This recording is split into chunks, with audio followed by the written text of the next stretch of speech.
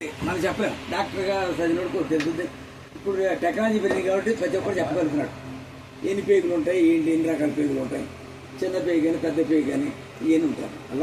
అలాగే దీన్ని గేర్ అడ్డ అంటాం. తర్వాత దీన్ని ఏమంటామంటే ఎగ్జాస్ట్ మ్యాన్ఫోల్డ్. వినండి, తెలియకపోతే తెలుసుకోండి, వినండి. తర్వాత దీన్ని ఏమంటామంటే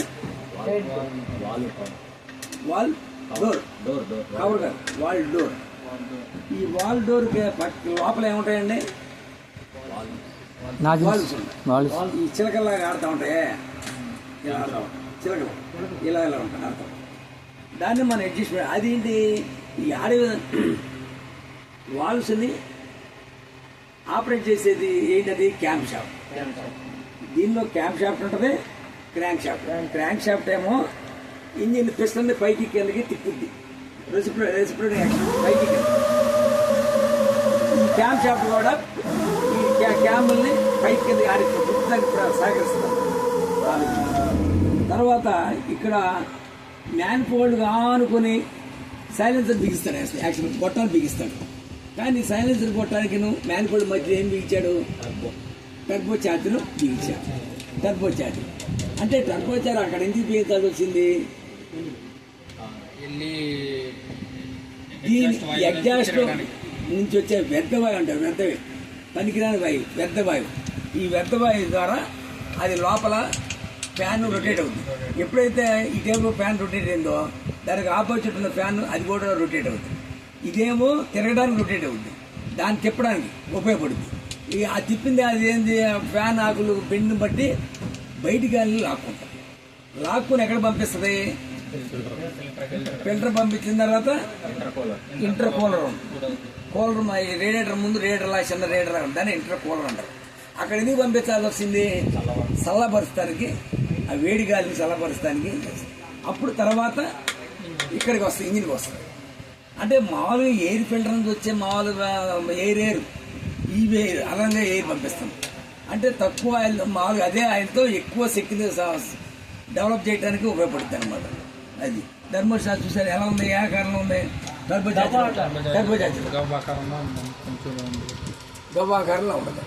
అది తర్వాత ఇవన్నీ ఏంటండి? Nozzle pipes. ఇదేంటండి? ఇది FIP, fuel injector pump. Feed pump ఏదండి? Feed pump. ఇది ఫీడ్ పంప్. ఇది ఏం చేస్తుందండి? డీజిల్ లాక్కొని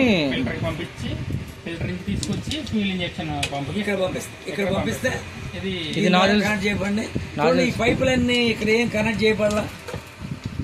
ఎందుకు ఇది పని పంపించే తీసుకొచ్చి అందిస్తుంది. కాబట్టి ఇక్కడ నుంచి నాజిల్ పైప్స్ కనెక్షన్స్ ఉంటాయి. ఇది ఈ పని దీని ద్వారా పంపిస్తుంది. తర్వాత దీని కింద ఉన్న చూడండి ఒకటి, ఇదేంటంటే దీన్ని ఏమంటాం? దగ్గరలోకి వచ్చారు, చెప్పండి. కంప్రెసర్ ఏం చేస్తాయి పని? ఎక్కడి నుంచి వస్తే గాలి? ఎయిర్ ఫిల్టర్ నుంచి వచ్చే గాలిని తీసుకుని ఇది ట్యాంక్ ఫిల్టర్ చేసుకుని అది పంపిస్తుంది. అక్కడ పంపించేప్పుడు కూడా అక్కడ కూడా ఫిల్టర్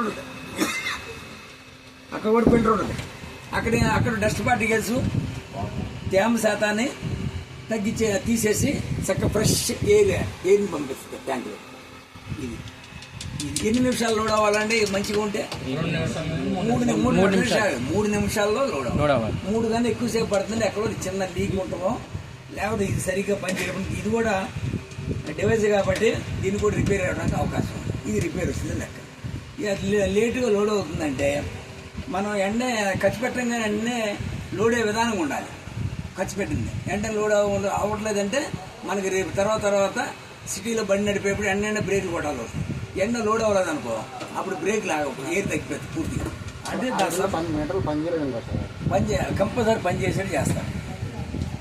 గేజ్ కంపల్సరీ గేజ్. మనం ఎక్కడికి వెళ్ళినా కాటా లేకుండా ఏ సరుకు కొనంగా మరి అది ఎట్లా కాటా పనిచేయడం సుమారు ఈడిగా సరుకు అట్లాగే 7 మీటర్ పనిచేయింది ఉండదు. ఒకవేళ 2 మీటర్లో ఏదైనా ఒక మీటర్ బ్లాక్ అయి మనకి జరిగేది ఏంటంటే ఒక సంస్థలో జరుగుతాయి ప్లాట్లు చేయటం పని చేస్తారు. ఎవరు ప్రైవేట్ ఎవరు చేయడు. అసలు ప్రధానమైంది కావాల్సింది ముఖ్యం మనిషికి ప్రాణం ఎంత ముఖ్యమో ఇది ఏది అంట. ఎందుకంటే చాలా జీవ నష్టం జరుగుతుంది, ప్రాణ నష్టం జరుగుతుంది, ఆస్తి నష్టం ప్రాణ నష్టం జరుగుతుంది రైతు సరిగ్గా రాదు. అందుకని దాన్ని మాత్రం కంపల్సరిగా పనిచేసే విధానంగా ఉంచాలి. లైట్లు పని చేయకపోయినా పర్లేదు, ఒక లైట్ వేసుకుంటాం లేదా నిదానంగా వెళ్తాం జరుగుతుంది. కానీ ఇది కంపల్సరీ లేకపోతే మాత్రం చాలా డేంజర్. అది తర్వాత ఇదేంటండి దేనికి పెట్టాడండి అది రేడియేటర్ కూల్ చేయడం పెట్టాడు. ఇదేంటండి ఇది స్టార్టర్ మోటార్ కాదు చెప్పు. డైనమో ఆల్టర్నేటర్ అన్నా ఇది చెప్పండి. చూడండి ఈ షేప్ చూడండి. ఆల్టర్నేటర్ దీన్ని చేసే పని ఏంటిది?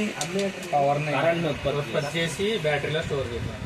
కానీ అది ఎలా పనిచేస్తుంది అనేది ఇక్కడ చూసుకోవాలి.